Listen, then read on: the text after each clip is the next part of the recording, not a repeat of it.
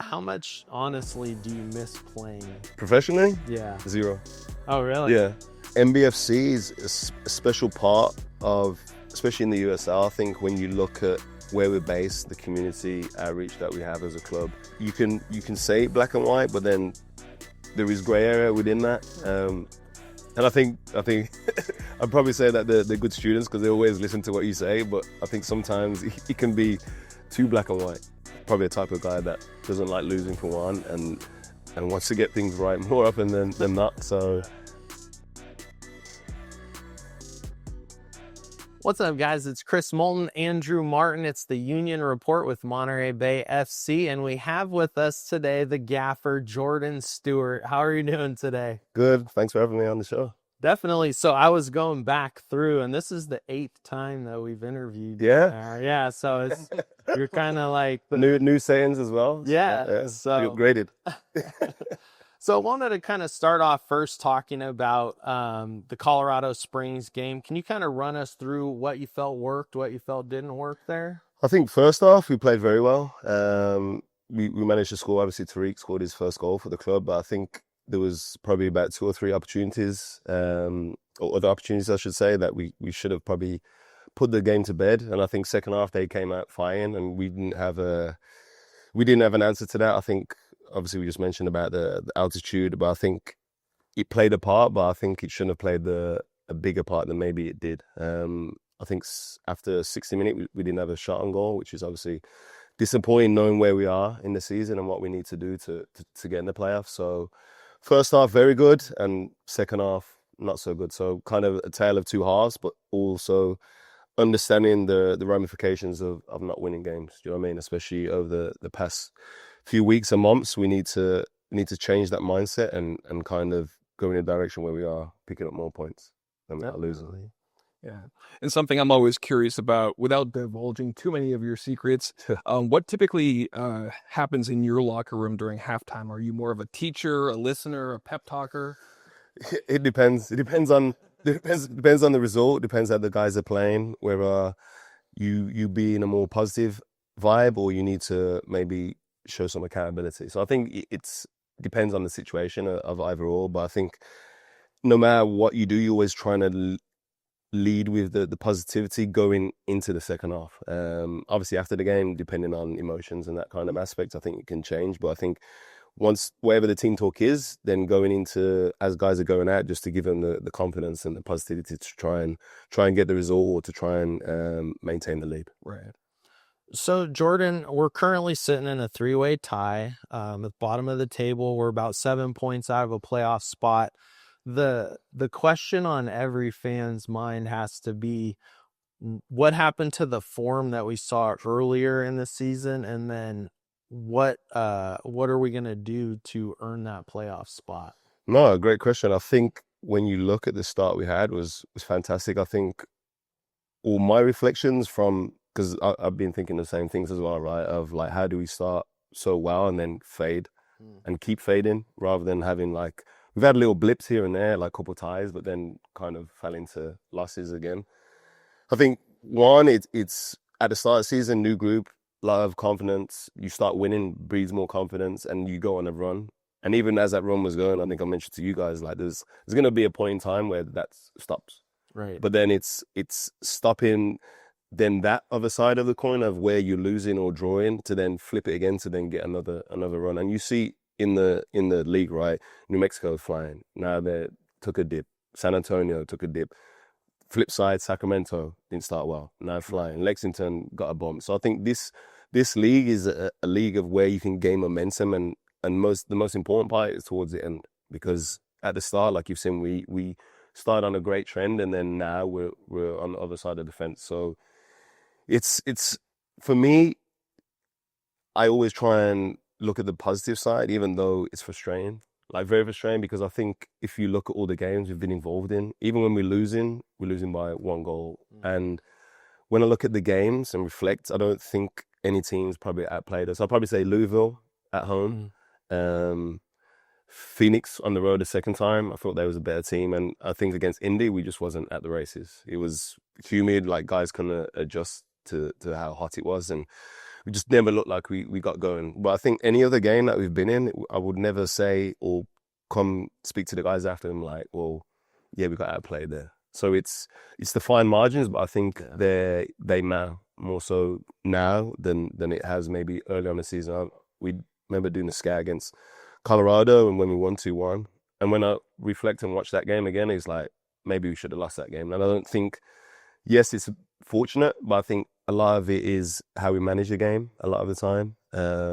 Yes, we can say we need to score more and concede less, but I think, you know, at the end of the day, we win together and lose together. So we have these remaining games, and you got to try and be prideful and win as many games as you can. And wherever that leaves us. But knowing that what's happened before, you can replicate it again. So as long as we have games, we're always going to try and give our full effort. But yes, it's been a part of the disappointment of the season for sure. Definitely. So kind of playing off of that, I believe there's 6 matches left for Monterey Bay in the regular season. Yep. If I'm correct, 5 of them are here at Cardinale. Tough away. Yeah. Would you have any message for fans about the season to date and what they should expect during the course of these final matches of the season? No, I think obviously when it comes to the fans, you want as many bums on seats to give us the 12th man aspect. You know what I mean? So I think for us coming down to support the guys and support the team, I think there's a lot of special nights we're going to be holding over the remainder of the season. So I think having that, but then also knowing that we're going to come in still fine at every game. And I think, yes, on the road we've had poor performances, but I think here at home has been more of what we expect along the season. So I think as many fans as can come in and have the energy and give the noise, I think is always a good thing for ourselves. And knowing that the guys are still gonna fight to the very end. Yes, it's not where we want to be, but end of the day, we still have games, like you said, to play for. So we're looking to win as many games as possible. So, like body paint or like any some crazy things that the Well, whatever the fans want to do, as long as they're noisy, All right, and they back us and they give us the energy to try and get us over the line, I think is always going to be appreciated. Okay, great. Andrew? Yeah. So imagine you have someone in front of you that's never heard of Monterey Bay FC. Could you give like a little elevator pitch for anyone looking at the team about why MBFC? I think MBFC is a special part of, especially in the USL. I think when you look at where we're based, the community outreach that we have as a club, the people that are involved from leadership all the way down, there's lots of different connections still in the community. So I think that plays a big part in where you want the club to be. On the flip side, yes, we haven't had success as yet, but I think over time, we are trending towards that way. I think some, obviously, fans, they always want it faster than later, which is totally understandable.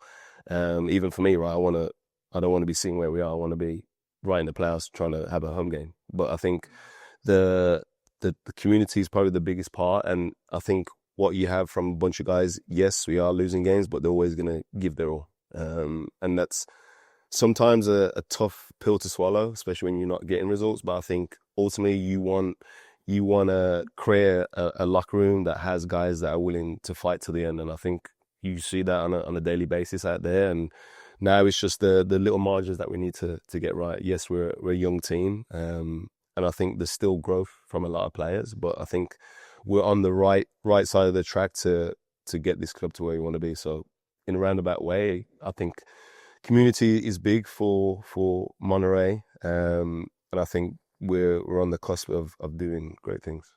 Right. So this is your first full season now as a gaffer in USL Championship, and we talked to you. Like I said, this is the 8th time we sat down together, and we talked to you pre-season, off-season. What are some things from back then until now that you've learned about yourself and learned about your coaching style? I think you have to be adaptable. I think when you're a coach, you have a style, or you believe you have a style of how you want to coach a team. And I think, especially in USL Championship, there's a lot of adjustments having to be made from game to game. I think we have a good squad that can adapt during those moments. I know you might play against a team like Tulsa that kick long all the time, so you have to adapt for different variations of that type of game, or you can have more of a team maybe like a New Mexico that are more possession based, and then you have to adjust in there. And then just the messaging, I think sometimes you can say it black and white, but then there is grey area within that. And I think I'd probably say that they're good students because they always listen to what you say, but I think sometimes it can be too black and white. So we kind of have to adjust that verbiage of how we speak to the players on like how we want them to play, but then try and give them the freedom within that structure. So I think probably that's the biggest learning curve for me, and just learning through coaching, right? Learning how to be a coach, how to be a good staff member to the rest of my staff, and then also speaking to leadership, front office. So I think just every day is a learning process. You're not always going to get it right, but I'm probably a type of guy that doesn't like losing for one, and wants to get things right more often than not. So when it doesn't happen, understanding you have to reflect on those times and keep going. I think it's part and parcel of it. And then, yes, I have a family at home, so making sure whatever happens here, I don't always take it back home, which is probably the hardest. Which is probably the hardest part. That's true.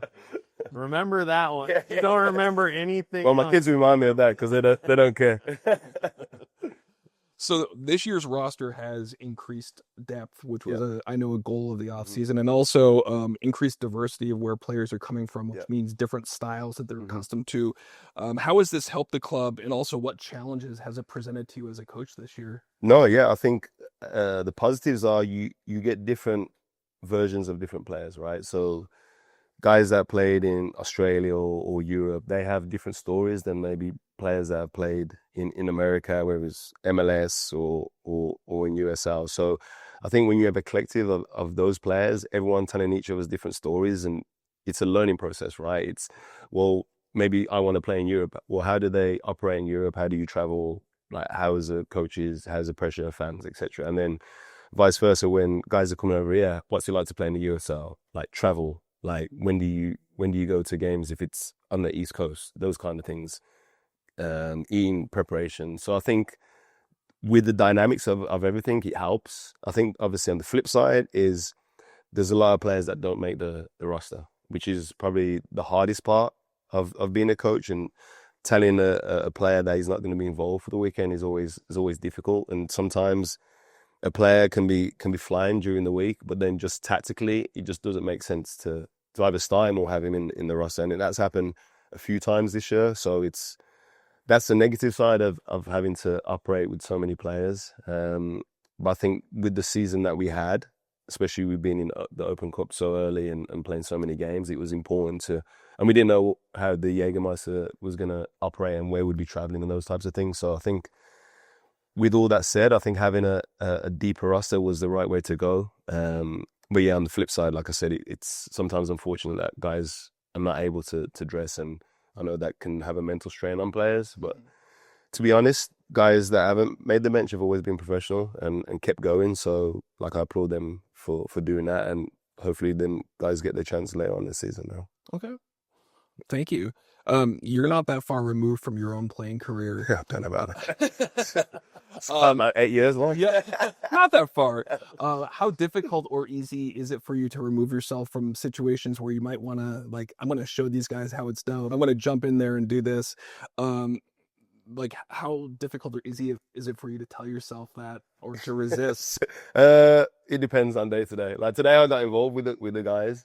I think what I try not to do, which is a big focus of mine, I don't always get right, but is I never want to compare my time playing to now, because it's a different era, different generation. Two, mine was in a different place, so I don't really want to go into that detail of me playing compared to the players that are playing now, right? So I think that's one I always try and keep in my mind. Try and get involved. Like, if there's a time to get involved, I will, because I still like playing and like being amongst it and having move aside, and having banter with the boys. Not everything I do always happens or always works, but no, I think for me it's a fine balance. You want to get involved, but like I said, you don't want to. I never want to judge a player on what I've done in the past. I can give them stories about different scenarios where it's me sitting in that seat talking to the coach, like, and how maybe sometimes I'd be a bit angry or didn't want to listen and shut off. So I try and, if I lean on my past, I lean on more off the field actions, because I know, especially being a coach now, how important those actions are. Because as a coach, you're looking for every detail in a player, compared to probably most jobs. Like, as soon as you walk into the building, you're being judged. Yeah. Which is, it's probably not a good thing, but that's soccer, right? Because you're trying to find the margins on trying to get the best out of each person, and then obviously from that, then the player that steps out on the field, you're trying to get the best version of them as well. So a balance, but yeah, one I enjoy. Yeah, and we've seen from time to time that you can't help yourself when you've gone out there and made like a kick or something that makes its way on social media. Yeah, little header, backstick header. Yeah. Even though it come off my shoulder, but I'll take it. So you're still around the game as a coach now, but how much, honestly, do you miss playing? Professionally? Yeah. 0. Oh, really? Yeah. I think when you first start, or what happened to me when I first started playing, it was fun. And over time, probably when I hit 23, 24, 25, then you understand it's a business, right? So for me, it was then, okay, well, how long can I stay in this business? I managed to stay quite a lengthy period of time. And then when it was time to put down the boots, I already knew. So I think it was probably good for me. I think sometimes when players, whether through injury or other situations, then I think it's tougher. But I think if you know you're going to come out the game, it's an easier process. And then obviously, yeah, once I retired, I tried to work on my golf game. Then I had kids. So obviously I have no golf game now. Well, we made it through the first portion, so I don't think we've ever had you when we started doing our rapid fire segment. So we're going to move into the rapid fire segment. It's going to be a little bit of everything. Okay. So just answer to the best of your ability.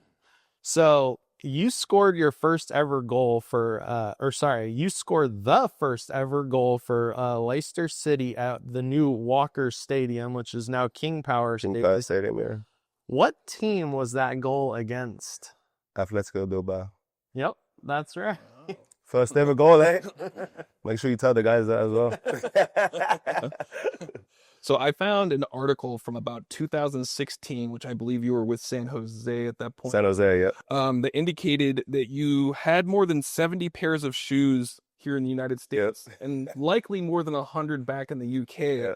Do you still have a strong love of footwear, looking at yours versus my, like, every man's shoes here?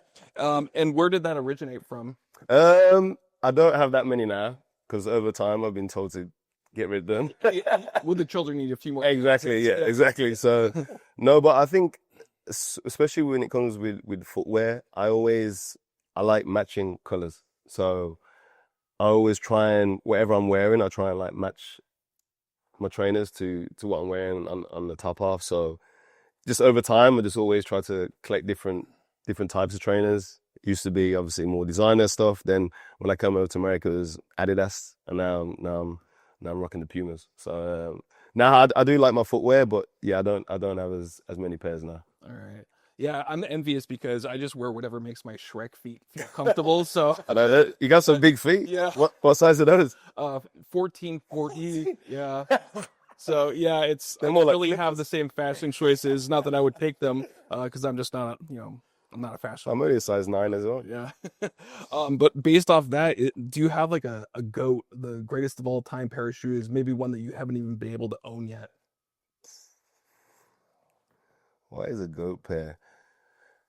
I like classic trainers, like, I don't know, like Stan Smiths, or even like Sambas, Gazelles. Obviously Puma do some nice ones as well. So I'm more of the retro classic look.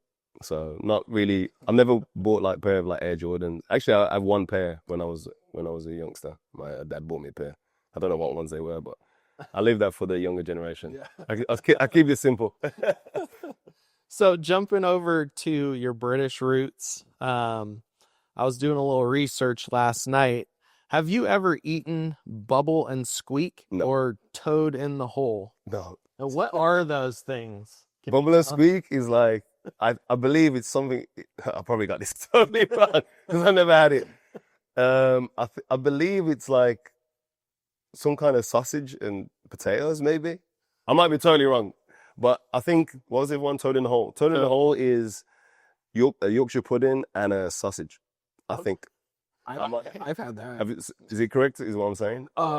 Toad in the hole is correct. I Yeah. have not had The bubble and squeak. I don't know. Bubble and squeak is mashed vegetables rolled in like breadcrumbs and fried, apparently. Well, yeah, totally wrong there. So you get anything that squeaks and some cheese curds. So Yeah, I've growing up, it was either, I don't know, my dad cooked a lot of Jamaican food and then it was, I don't know, like just normal Sunday dinner.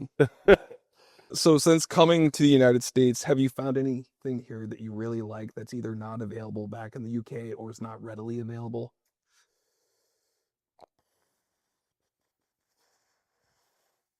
I'd probably say Mexican food, especially in California, is for me in the whole of America is probably the best place to have Mexican food. In England we don't really have a lot of Mexican restaurants, and ones that we have are like more chain ones and they're not great. So I'd probably say Mexican food, especially in California. That's right. I'll agree with that. And I've never been to England, but Yeah, you won't find much of it. my wife's from Michigan and they don't have good Mexican Yeah, exactly. food. So, well, that's all the time we have, Jordan. We're so thankful that you sat down with us. Hopefully you had as much fun as we did. Yep. And we're looking forward to seeing the team out on the pitch this Saturday against Hartford. Yep. And let's get those 3 points. No, yeah, obviously thanks for having me, and yeah, it's going to be interesting back end of the season for sure. Awesome. Well, thank you guys so much. We'll see you next time.